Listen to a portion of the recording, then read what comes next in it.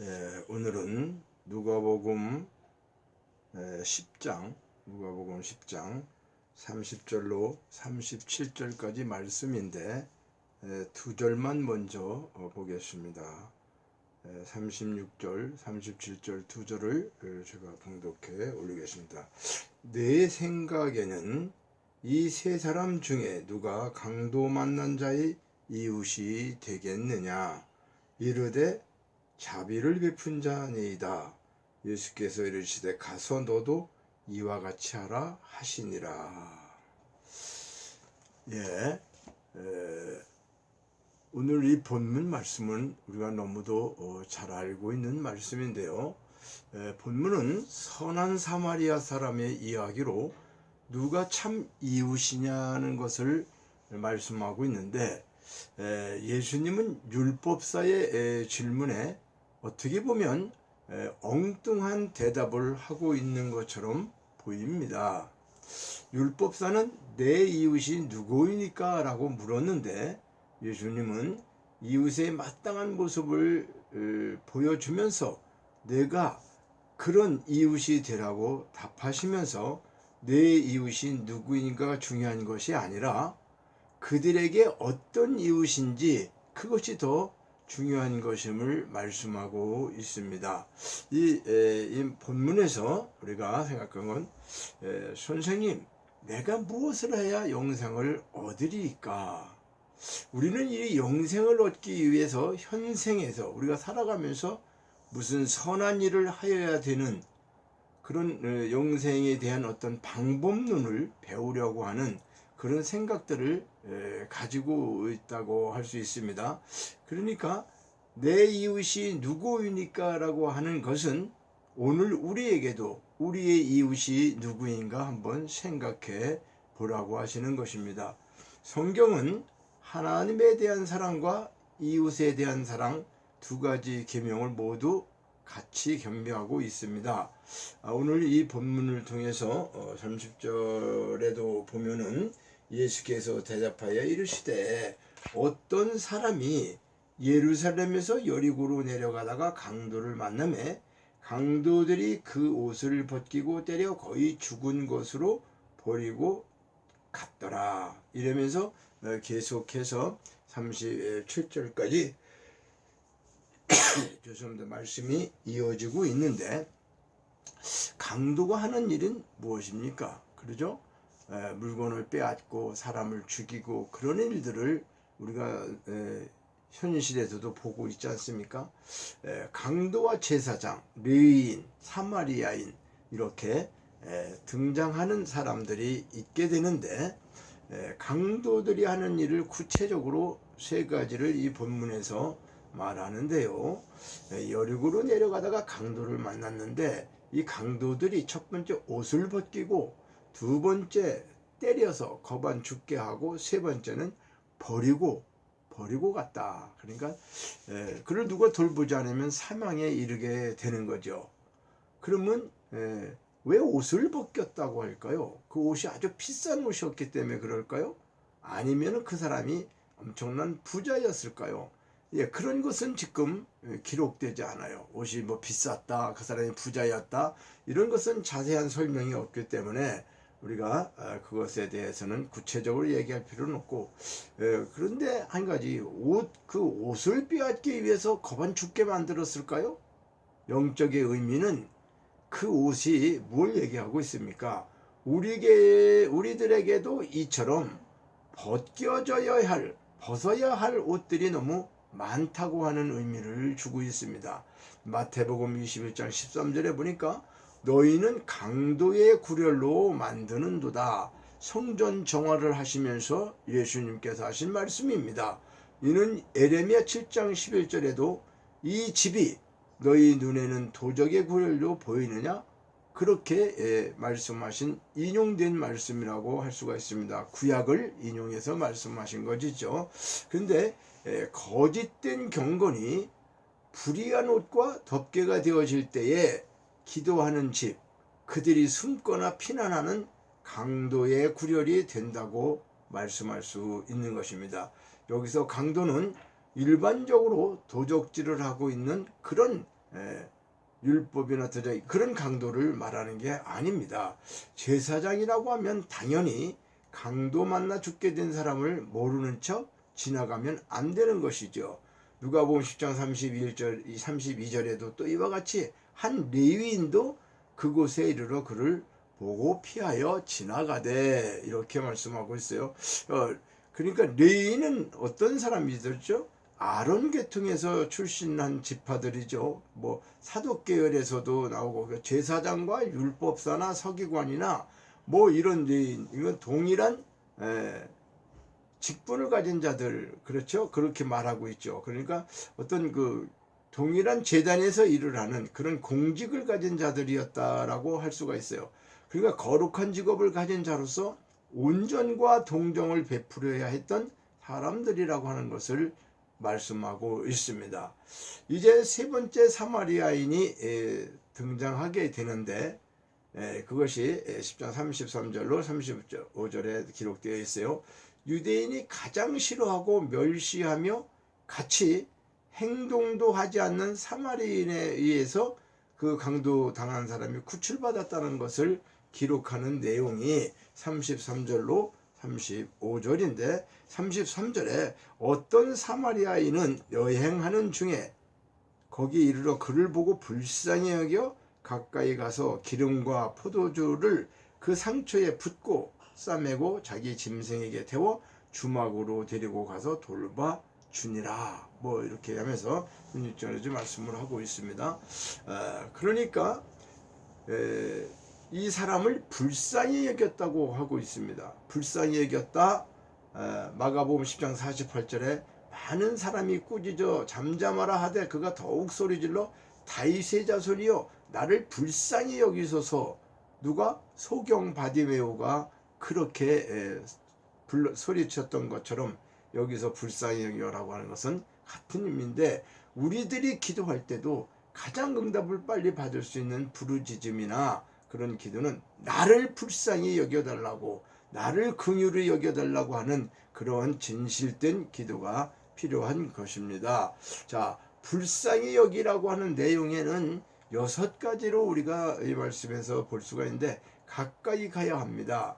물론 야고보서 4장 8절에도 하나님을 가까이 하라 그리하면 너희를 가까이 하시리라.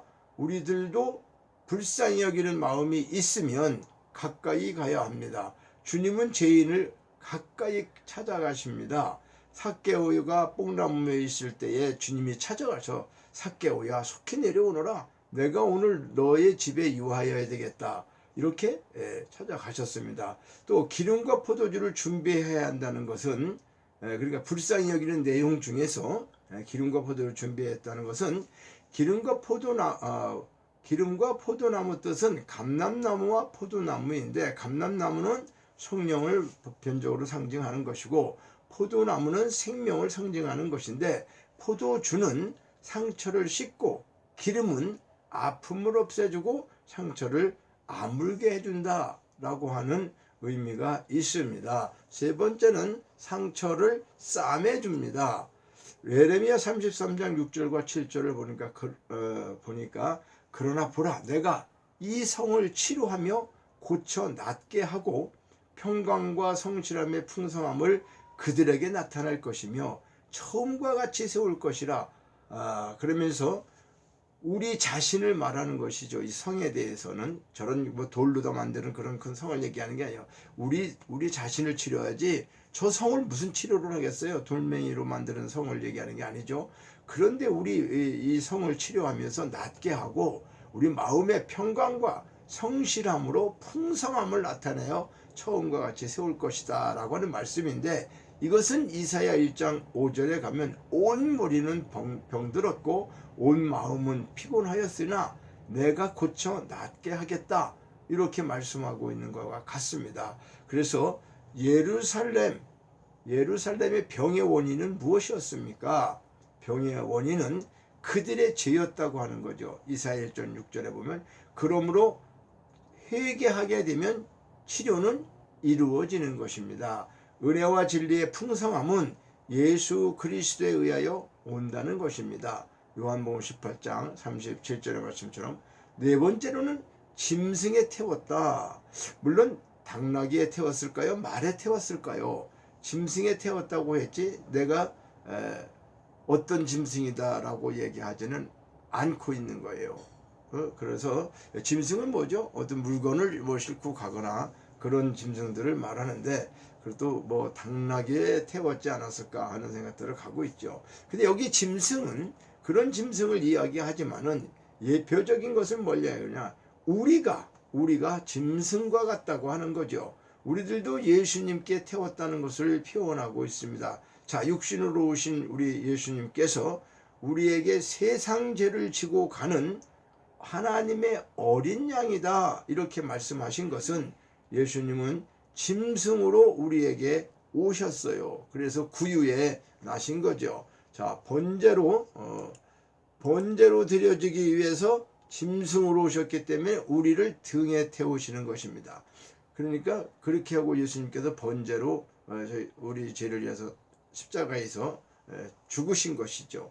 그리고 이제 다섯 번째 주막으로 데려갔다. 이 의미는 돌보아 주기 위해서 주막으로 데리고 간 거죠. 그렇죠? 그러니까 성전을 세워 우리를 돌보아 주시기 위함이라는 거죠. 예수님을 통해서 성전이 세워지는 것이지 그냥 세워지는 것이 아니라는 것입니다. 우리가 건물을 줬다고 해서 그것이 성전이 아니에요. 교회를 줬다고. 그곳에 예수님이 안 계시면 아무런 소용이 없는 거죠. 그러니까 우리들이 이미 하나님의 돌보심을 받고 있지만 그러기 위해서는 내 안에 성전이 지어져야 한다는 것을 설명하고 있다는 것이죠. 마지막 여섯 번째로 주막 안에 주막인에게 그러니까 주막에 가서 주막 사람에게 데나리온 2를 줬다 이렇게 말하죠. 주막의 주인은 누구를 예표할까요? 하나님을 말씀하고 있습니다. 하나님을 예표하여 성경은 농부는 하나님이시고 포도나무는 예수님이시며 우리는 가지라고 설명하고 있습니다. 예수님은 결국 우리를 하나님께로 인도하는 분이십니다. 데나리온 2를 지불한다는 것은 십자가 사건을 말씀하고 있습니다. 십자가에서 우리들의 죄값을 대신 지불했다고 하는 것을 의미한다고 할 수가 있습니다. 35절에 보니까 이 사람을 돌봐주라. 부비가 더 들면 내가 돌아올 때에 갚아주리라. 여기서 내가 돌아온다고 하는 것은 주님의 강림을 의미한다고 할 수가 있겠어요. 주님의 속전을 말씀하신 후에 이제는 주의 강림을 말씀하시고 그때 무엇을 갚아준다는 것이죠? 우리 안에 십자가 사건이 이루어진 자에게는 주의 강림이 반드시 이루어진다는 것이고 그때 갚아준다는 것은 보혜사 성령을 보내주시겠다는 것이죠.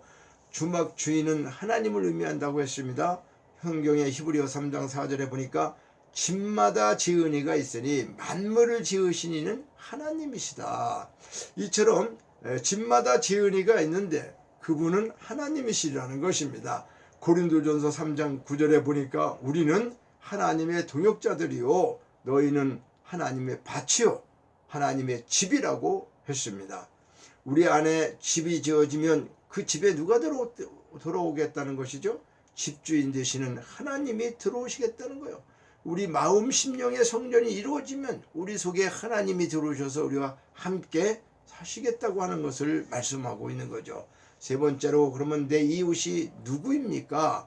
29절에 보니까 우리는 다 강도 만난 사람들인 것을 먼저 깨달아야 돼요. 강도 만난 자의 이웃은 결론적으로 예수 그리스도라는 거예요. 이것을 29절에 그 사람이 자기를 옳게 보이려고 예수께 여짜오되 그러면 내 이웃이 누구입니까? 물론 자기가 시험하기 위해서도 했다. 또 옳게 보이려고 했다. 여러 가지 이야기들이 분분하지만 이 율법사는 두 가지 마음이 있었던 것 같습니다. 하나는 뭐냐 하면 자기들은 어떤 법적으로 그렇죠. 그때 당시 종교인의 어떤 지도자로서의 인정을 받고 있는데 예수는 도대체 그분을 알 수 있는 그런 게 아니었잖아요. 그러니까 저런 사람이 뭐를 정확하게 질문했을 때 알고 있을까? 그런 물음도 하는 것이고 또 그가 말하고 있는 이웃이 어떤 것을 말하는가 이렇게 자기는 다 율법을 지켰다는 거 아니겠습니까? 그러니까 다 지켰으니까 이제는 내가 선하게 착하게 살았으니까 나 구원받는 거 아니겠냐 영생을 받는 게 아니냐 할 때 예수님께서는 그에게 이와 같은 선한 사마리아인의 비유를 통해서 말씀을 하고 있는 것입니다. 자, 그래서 우리는 다 강도 만난 사람인 것을 먼저 우리가 깨달아야 됩니다. 강도 만난 자의 이웃은 결론적으로 예수 그리스도라고 하는 것인데, 이웃을 사랑하라고 하는 이야기는 결국 예수 그리스도를 사랑하는 것이 내 이웃을 사랑하는 것입니다. 우리들은 그냥 밖에 있는, 우리 같이 살고 있는 그런 이웃을 생각해서는 안 되는 겁니다. 그 사람들을 사랑하거나 그 사람들과 교제하지 말라는 내용이 아니라, 여기서 말씀하고 있는 진정한 이웃은 어떤 이웃을 내 몸같이 사랑할 수 있는 것인가? 예수 그리스도라고 하는 것을 우리는 반드시 기억해야 합니다. 왜 예수님이 강도 만난 자의 이웃일까요? 27절에 보니까 내 마음을 다하며 목숨을 다하며 힘을 다하며 뜻을 다하여 주 너희 하나님을 사랑하고 또한 네 이웃을 네 자신같이 사랑하라. 이렇게 말씀하는, 하나님은 이미 모든 말씀을 다 이루어 놓으신 것입니다. 모든 말씀으로 다 이루어 놓으셨어요. 그러니까 완료형이에요. 다 끝난 거죠. 그런데 우리의 마음을 완성시켜서 우리의 뜻을 하나님의 뜻같이 해주시고, 하나님은 사랑하시는 말씀, 그러니까 하나님은 사랑을 말씀하시는 것이지, 우리가 하나님을 사랑한다는 것이 무엇을 얼마나 하겠냐는, 우리가 하나님을 사랑한다고 하면 어떻게 얼마나 우리가 하나님 앞에 사랑할 수 있겠냐는 것이죠. 그러니까 우리가 하나님 사랑하는 게 아니라 하나님이 우리를 사랑하신다고 하는 것입니다. 그러니까 이제 모든 것을 이루어 놓으시고 그곳에 내가 너희를 초대하겠다라고 하는 말씀과 같은 것이죠. 이웃을 내 몸같이 사랑하라는 것도 예수 그리스도를 사랑하라는 이야기가 되는 것입니다. 왜요? 마음을 다한다. 이 뜻은 뭘까요? 우리의 마음을 완성시키겠다는 것입니다. 목숨을 다한다? 뇌폐시로, 목숨 뇌폐시로 우리들의 정신, 혼, 이것을 완성시킨다는 뜻인데, 한글 성경에 목숨이라고 번역한 것에 대해서 해석이 좀 잘못되었기 때문에 여러 가지 좀 목숨을 다한다, 이것이 좀 번역이 잘못됐다라고 하는 거예요. 이 본문을 자세히 보면요, 우리들의 이웃에 있는 사람들을 사랑하라, 그런 말씀이 아니라 원문을 보면 내 몸과 같이 사랑하라는 단어가 있는데, 하나님은 사랑을 만들어 놓으시고 우리의 마음을 완성시킨다는 것입니다. 그리고는 우리의 정신세계를 하나님이 완성시키는 일인데, 우리들이 힘을 다하고 목숨을 다하여 할 수 있도록 완성시켜 나간다는 것입니다. 그것이 하나님의 사랑이라는 것을 알게 하면서 또한 하나님을 사랑하라고 말씀하시는 것입니다. 하나님을 내 남편처럼 사랑하도록 완성시켜 나가겠다고 하는 말씀입니다. 그러니까 우리가 28절에 보면은 예수께서 내 대답이 옳도다. 이를 행하라. 그러면 살리라. 이 본질은 영혼을 살리는 말씀이지 세상적 보이는 것들에 대한 말씀이 아니라고 하는 사실입니다. 성경에서 우리가 금식을 하라. 그럼 금식을 우리는 어떻게 알고 있어요? 왜 금식하는 걸 알고 있어요? 남편이 없을 때, 신랑을 빼앗길 때 하라고, 금식하라고 마가복음 2장 19절에도 말씀하고 있지 않습니까? 그러니까 오늘 25절에도 영생에 대해서 물어보는데 뜬금없이 강도 이야기가 나오고 있습니다. 그러니까 너희들은 평소에 영생을 다 놓치고 있다는 것입니다. 근심과 염려로 온갖 강도들에게 사망으로 끌려가고 있다라고 설명하고 있는 내용입니다. 오늘 결론적으로 말씀을 전하도록 하겠습니다. 결론적으로 강도를 만난 자의 이웃은 예수 그리스도라는 거예요. 우리가 강도를 만난 이유는 많은 근심과 염려 때문이라는 것입니다. 이것을 해결하라고 하면 아무것도 염려하지 말고 오직 모든 일에 기도와 간구로 너희 구할 것을 감사함으로 하나님께 아뢰라. 그리하면 하나님이 주시는 평강으로 인도하신다는 것입니다. 이것을 이루시는 분은 오직 예수 그리스도이시고 성령으로 기뻐하는 자의 자리에 있고, 우리는 마음과 목숨과 뜻과 힘을 다해 하나님을 사랑하라고 하는 것은 하나님이 이미 사랑으로 이루어 놓으셨기 때문에 하나님이 만들어 가신다는 것입니다. 그러나 율법사나 레위인이나 긍휼히 여기는 마음이 없었다는 것이죠. 그러니까 그리스도에게 접근할 수 없었다는 것입니다. 그러나 사마리아인은 불쌍히 여기면서 값을 지불했는데 2데나리온을 바쳤다는 것입니다.